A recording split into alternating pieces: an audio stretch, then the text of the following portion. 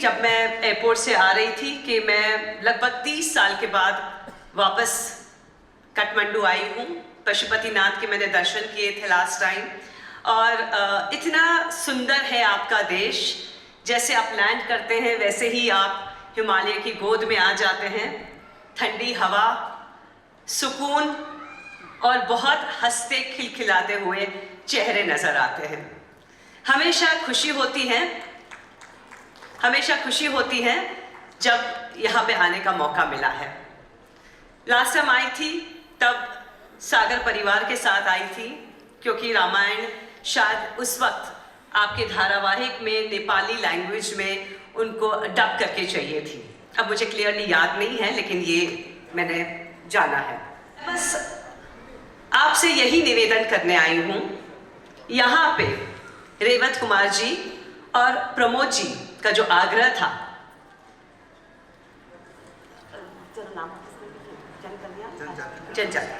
जनजाति कल्याण, ये सर धुआं बंद करिएगा ना प्लीज, आई हैव जनजाति कल्याण के विशेष कार्यक्रम में आप पार्ट लीजिए। आप जानते हैं रामायण से बहुत कुछ जानने को मिलता है, बहुत कुछ सीखने को मिलता है। राम जी से ये जानना मिलता है कि वो एक बहुत आदर्श और बहुत ही अच्छे पुत्र रहे हैं, बहुत अच्छे भाई रहे हैं और पति भी रहे हैं। क्योंकि उस जमाने में 2-2, 3-3 पत्नियां करने की प्रथा रहती थी, लेकिन उन्होंने सीता जी को देखकर कहा कि नहीं, मैं व्रत लेता हूं कि मैं सिर्फ एक पत्नी धर्म निभाऊंगा। ये जो उन्होंने अपने जीवन में सबको कुछ न कुछ उपदेश दिया है। हर रोज कोई न कोई एक ऐसी बात होती थी रामायण में कि आपको उससे सीख मिलती है। वो सीख आपको शायद लक्ष्मण जी से मिलती है, भरत से मिलती है, कहीं ना कहीं कौशल्या माँ से मिलती है। कोई एक पात्र रामायण का ऐसा नहीं है जो आपको सिखा कर नहीं जाता है। इसलिए कहते हैं घर घर में रामायण, और वो घर जो रामायण की नीति कुछ अपनाता है वो घर में राम बसता है, नारायण बसता है।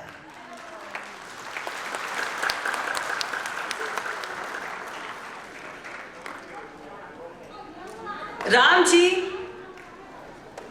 जब हम रामायण की बात करते हैं, जब उनका 14 साल का वनवास हुआ, और पूरी कहानी रामायण की यही है, उनका वनवास कैसे हुआ, कैसे उन्होंने गुजारा वो 14 साल, और कैसे सीता माँ को वो वापस अयोध्या लेकर आए। आज उस वक्त रो पड़े और कहा, हम जानते हैं कि आप स्वयं विष्णु के अवतार हैं और आपने मुझ जैसे तुझ आदमी के आपके सर पे हाथ रखा है, लेकिन भगवान के लिए हर इंसान बराबरी का होता है।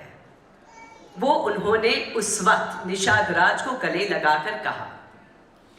हर एक मौके पे उन्होंने अपने पत्नी को वापस लाने के लिए जिस तरीके से दिन गुजारे हैं, वो चाहे जितना भी तुच्छ क्यों ना हो उसको अपनाया है, क्योंकि भगवान के लिए सब समान है। शबरी जैसी बूढ़ी औरत जो सिर्फ भक्ति में थी, वो राम जी के लिए इंतजार कर रही थी, अपेक्षा कर रही थी कि कब राम जी आएंगे। उनका प्यार देखिए, उनकी भक्ति देखिए। झूठे बेर खिलाए राम जी को, प्रभु को खिलाए, राम जी को खिलाए, लेकिन राम जी ये बात को समझते थे कि जो झूठे बेर खिला रही है माता, वो इसलिए खिला रही हैं क्योंकि उनके दिल में एक माँ का प्रेम है, एक बेटे के लिए। और वो जानती थी कि उनका जो बेटा बेर खाने वाला है वो स्वयं विष्णु भगवान है। आगे चल के राम जी ने सुग्रीव की मदद ली, जो है तो वानर ही, भालू की मदद ली, उन्होंने पशु पक्षी की मदद ली। तो ये क्या सिखाता है हमें? ये हमें ये बात सिखाता है, वासुदेव कुटुंबकम। ये जो संसार है ये एक परिवार है और इसमें हर एक इंसान, हर एक जानवर, हर एक पक्षी का एक रोल होता है, एक कैरेक्टर होता है जिसको अभिनय करना पड़ता है उनको। और ये जितने भी आते हैं इस धरती पे, इस सृष्टि पे, वो भगवान के आशीर्वाद से आते हैं, वो भगवान के हैं। आज आप और मैं, हम सब उनके चाहते लोग हैं और हमें इस परिवार को एक करना है। आपको क्या लगता है भगवान ने हमें क्यों भेजा है? हम कठपुतली है और ड्रामा करके चले जाएंगे वापस स्वर्गलोक? नहीं, हमें इसलिए भेजा गया है कि हम एक दूसरे को प्रेम करें, हम एक दूसरे के लिए दया रखें, हम एक दूसरे के लिए मदद रूपी हो, हम पशु के लिए मदद रूपी हो, पक्षी के लिए हो और खास तौर से इंसान के लिए मदद रूपी हो। उन इंसानों के लिए जिनके पास शायद माँ बाप ना हो, शायद पैसे ना हो, शायद सोसाइटी में खड़े रहने का रुतबा ना हो। और अगर वो सब प्रभु राम ने आपको दिया है तो आपका सबसे बड़ा फर्ज सोसाइटी की ओर, भगवान की ओर यही बनता है कि आप उन बच्चों की, उन परिवारों की मदद कीजिए, चाहे वो पैसे से हो, चाहे वो अपने समय से हो, चाहे वो अपने कर्म से हो। हम सब लोग यहाँ पे बहुत धर्मिष्ठ होंगे, हम पूजा पाठ करते हैं, मंत्रोपचार करते हैं। वैसे मैं प्रमोद जी के साथ बात कर रही थी कल। आज का समय बहुत बलवान समय है। आज 10:30 बजे से, प्रमोद जी बात कर रहे थे हम कल, 10:30 से 3:30 बजे तक एक ऐसा मुहूर्त है आज जो शायद पिछले 70 इयर्स में नहीं हुआ है।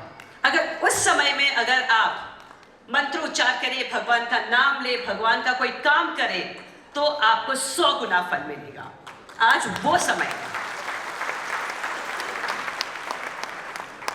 देखिए, भगवान भी चाहता है कि आप सब की पुण्य और बढ़े, क्योंकि आज मैं आपसे यह कहना आई हूं कि मंत्रोच्चार भगवान का जो भी आप करते रहिए, बहुत अच्छी बात है, लेकिन भगवान हमेशा यही चाहते हैं कि हम एक दूसरे की मदद करें, हमेशा एक दूसरे को सपोर्ट करें। आज ये जो संस्था है जनजाति कल्याण आश्रम, वो जनजातियों के लिए बनी है।